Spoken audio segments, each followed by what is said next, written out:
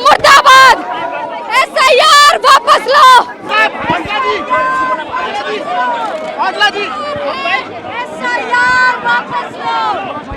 चिन्हित कर करके कि मुस्लिम कौन सा वोट है, पीडीए वोट कौन सा है, इसको नहीं डालने देना है, ये आखिरकार तैयारी कौन करवाता है?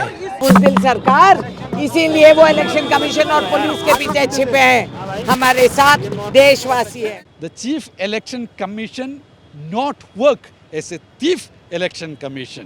नमस्कार, न्यूज़ क्लिप में आपका स्वागत है। अभी हम मौजूद हैं पार्लियामेंट स्ट्रीट पर, जहां पर आज मकर द्वार के पार्लियामेंट के जो नई संसद भवन है उसके मकर द्वार से इंडिया गठबंधन के 300 सांसदों को इकट्ठा होकर पार्लियामेंट इलेक्शन कमीशन तक मार्च करना था। जिस तरीके से बिहार के अंदर स्पेशल इंटेंसिव रिवीजन चल रहा है उसमें और वोटर लिस्ट के अंदर जिस तरह कांग्रेस ने धोखाधड़ी और गड़बड़ी का आरोप लगाया उसके खिलाफ, क्योंकि रोज़ पार्लियामेंट के अंदर गतिरोध होता है, रोज़ सुबह सांसद आते हैं, गतिरोध होता है, दोपहर के बाद पार्लियामेंट एडजॉर्न हो जाती है। तो इसको लेकर विपक्ष के नेता चाहते थे जो पार्लियामेंट के अंदर बहस हो, लेकिन सत्ता पक्ष इस पर चर्चा करने को तैयार नहीं हुआ। आखिर में लोग मार्च करने आए हैं और मार्च जब करने आए हैं तो ये ट्रांसपोर्ट भवन के बाहर की तस्वीर है। देखिए कितना भारी पुलिस फोर्स, इतनी भारी पुलिस फोर्स है, चारों तरफ लगा दी गई है, हैवी बैरिकेटिंग, मीडिया कर्मियों का भयंकर जमावड़ा, और उसके बाद विपक्षी सांसद अभी बैरिकेड पर अड़े हुए हैं और बैरिकेड तोड़ के किसी भी हाल में बाहर आना चाहते हैं। हम चलते हैं अंदर, विपक्षी नेताओं से बात करने की कोशिश करेंगे जो अभी क्या स्थिति है और आगे का उनका आगे की रणनीति क्या होगी, क्या उनको आगे नहीं बढ़े जाए तो फिर क्या यहाँ रास्ता अपनाया जाएगा। चुनाव आयोग उन पे कार्रवाई करे जिन लोगों ने वोट काटे हैं। मैंने खुद 18,000 जो डिलीटेड वोट थे उनको मैंने दिया है। उनको मैंने 18,000 जो जो 18,000 डिलीटेड वोट थे उसकी सूची दी। चुनाव आयोग ने एफिडेविट मांगा, हमने एफिडेविट दिया, लेकिन उत्तर प्रदेश की सरकार ने मिलकर के चुनाव आयोग को गुमराह किया। चुनाव आयोग गुमराह हुआ और किसी पे कार्रवाई नहीं हुई। हमारी मांग है कि जिस तरीके से वोट काटे जा रहे हैं, वोट मिटाए जा रहे हैं, गरीब जनता बात को नहीं समझती है, इसलिए कम से कम वोट बने, सबका वोट बने और चुनाव आयोग ये इंतजाम करे कोई डुप्लीकेट वोट न बन पाए। डिलीटेड वोट अगर कोई अधिकारी करे तो उसके खिलाफ कार्रवाई हो। सरकार अगर शामिल हो वोट चोरी में, सरकार अगर शामिल हो वोट कटवाने में, तो उनके खिलाफ कार्रवाई होनी चाहिए। इतने समय से सदन के अंदर हमने डिमांड रखी थी कि इस पे चर्चा कराई जाए, लेकिन सरकार की मंशा सही होती तो इस पे चर्चा कराते। पर डे स्थगित हो रहा है, देश की जनता का समय बर्बाद हो रहा है, पैसा बर्बाद हो रहा है। हम सारे मेंबर ऑफ पार्लियामेंट आके रोज अपना समय बर्बाद करके जा रहे हैं, लेकिन सरकार इस पे चर्चा नहीं करा रही है। अगर सरकार गलत नहीं है, चर्चा करानी चाहिए। चुनाव आयोग से कई सारी वेबसाइटों पे डाटा हटा लिया गया। हम चाहेंगे चुनाव आयोग इस पे जवाब दे। अगर चुनाव आयोग नहीं दे, सरकार जवाब दे, पार्लियामेंट के अंदर जवाब दे कि ये काटे, क्यों काटे। जिस व्यक्ति का वोट काटा तो स्पष्टीकरण करना चाहिए कि क्यों हट रहे हैं वो। सरकार कहीं न कहीं इसमें फॉल्ट है। चुनाव आयोग कहीं न कहीं सरकार के डायरेक्शन में, दबाव में काम कर रहा है। यह स्पष्ट नजर आ रहा है कि सरकार भी जवाब देने के लिए तैयार नहीं है, न ही चुनाव आयोग जवाब देने के लिए तैयार। जिनके खिलाफ हमारी मांग है डिलीटेड वोट, उन अधिकारियों के खिलाफ कार्रवाई होनी चाहिए। सबूत दीजिए। मैंने सबूत दिए हैं। ये इससे बड़ा सबूत और क्या होगा कि ये पुलिस के दम पर वोट रोकते हैं, पुलिस के दम पर वोट पड़वाते हैं। रामपुर बाई इलेक्शन में देखा हम लोगों ने, कुंदरकी के चुनाव में देखा, मीरापुर में देखा। और सवाल तो ये है कि चिन्हित कर करके कि मुस्लिम कौन सा वोट है, पीडीए वोट कौन सा है, इसको नहीं डालने देना है, ये आखिरकार तैयारी कौन करवाता है? तो अधिकारी मिलकर के लूट करा रहे हैं, डकैती करा रहे हैं, बेईमानी करा रहे हैं। चुनाव आयोग इस बात का प्रचार करता है कि ज़्यादा से ज़्यादा लोग वोट डालने आएँ, वोटर्स को सुरक्षा मिले, वोटर्स अपना अधिकार मतदान करें, लेकिन ये तो मत छीना जा रहा है। ये आयोग का काम नहीं है। आयोग का काम है ज़्यादा वोट डलवाना, लेकिन आयोग ये कब से बन गया कि वोट रोकें? अच्छा, जो लोग वोट रोक रहे हैं, मान लीजिए सरकार है, अधिकारी हैं, उनके खिलाफ कार्रवाई क्या कर रहे हैं? मैंने खुद 18,000 वोट डिलीटेड विद एफिडेविट मैंने दिया है चुनाव आयोग को, एक भी अधिकारी पे कार्रवाई नहीं हुई। मैं ये चाहता हूँ कि 18,000 से ज़्यादा यूपी में वोट कटे थे डिलीटेड, एक ही अभी आंकड़ा निकाला है, तो उन पे कार्रवाई हो जाए, अधिकारियों पे डीएम पे कार्रवाई हो जाए, एसडीएम पे कार्रवाई हो जाए, और छोटे अधिकारियों पे कार्रवाई नहीं हो, डीएम पे कार्रवाई हो, उनको सस्पेंड किया जाए। चुनाव आयोग उन्हें टर्मिनेट करने की सिफारिश करे सरकार को। अगर एक डीएम को टर्मिनेट कर दे दिल्ली की सरकार तो एक भी वोट नहीं कटेगा।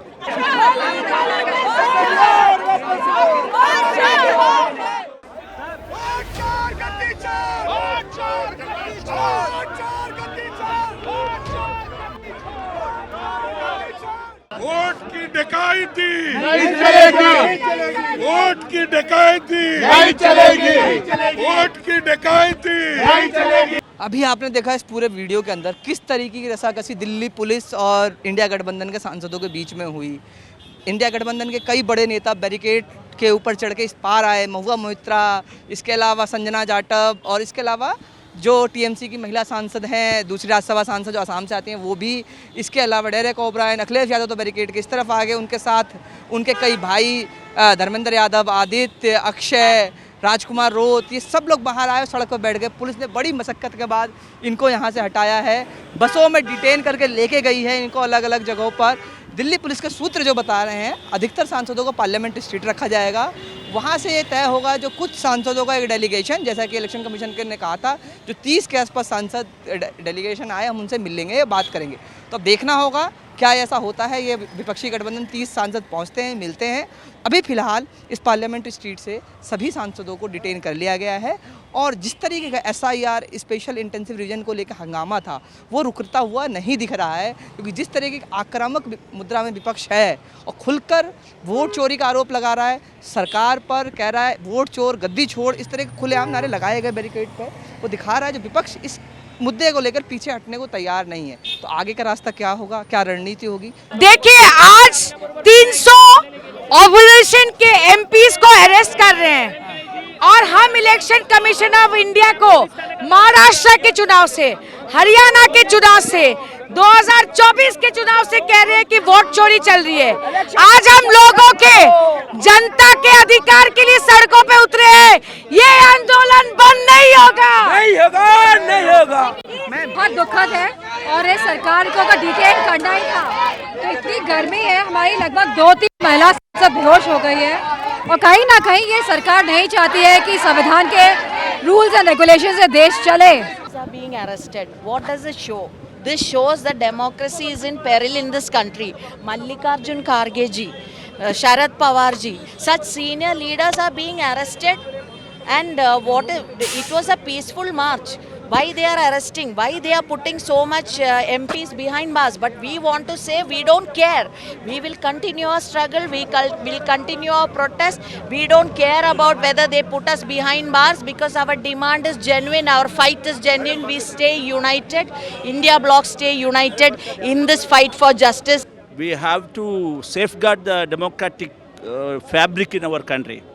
What is the role of the election commission according to the Indian constitution? The safeguard the Indian democracy. That is the duty. That is the duty of the election commission. But unfortunately, now election commission has become a political ally of BJP. We don't allow it. Not an inch back. We will fight again. ये लोकतंत्र की हत्या है, क्योंकि सारे सांसद जो लोगों से चुनकर आए हैं उनका ये प्रोटेस्ट था, कोई भी इसमें हानि होने की कोई संभावना नहीं थी, और शांति प्रिय मार्च राहुल जी के नेतृत्व में इंडिया अलायंस के पूरे सभी सांसद मार्च कर रहे थे। उनको इलेक्शन कमीशन के ऑफिस तक के छोड़ो, संसद का परिसर भी पार करने दिया नहीं गया और उन्हें रोक लिया गया। ये लोकतंत्र में जब सांसदों को प्रोटेस्ट करने का अगर अधिकार नहीं है तो आम लोगों का क्या हाल होगा। इसी से ये पता चलता है कि सरकार किस तरीके से हुकुमशाही की सरकार है ये, और लोकतंत्र की हत्या करने का पूरा उदाहरण है ये। आप लोगों ने देखा है, बलपूर्वक बैरिकेड लगाकर हमारी महिला सदस्यों के साथ भी, जो बुजुर्ग थे उनके साथ भी ज़बरदस्ती की गई। लेकिन अब ये संघर्ष जारी रहेगा। वोट चोरी जब तक नहीं रुकेगी, लोकतांत्रिक ढंग से महात्मा गांधी के दिखाए रास्ते पर हम अपना विरोध प्रदर्शित करते रहेंगे। हम जो चुने हुए 300 प्रतिनिधि हैं, एक कोई आम आदमी है और हम आपके पास कुर्सियां नहीं है 300 लोगों के लिए, तो आप इस देश के 100 करोड़ मतदाताओं का कैसे आप वेरिफिकेशन करेंगे? सवाल ये है कि आप अक्रमणता को छुपाने के लिए इस तरह का षड्यंत्र रचा। इस थाने में भी नहीं बैठने के लिए जगह है, फिर भी हम लोग इस देश की जो आवाम की लड़ाई है लोकतंत्र की रक्षा का, उसके लिए हम लोग खड़ा भी रहना होगा तो रहेंगे। कोई ज़रूरी नहीं कि हम बैठ के ही अपनी बात रखेंगे।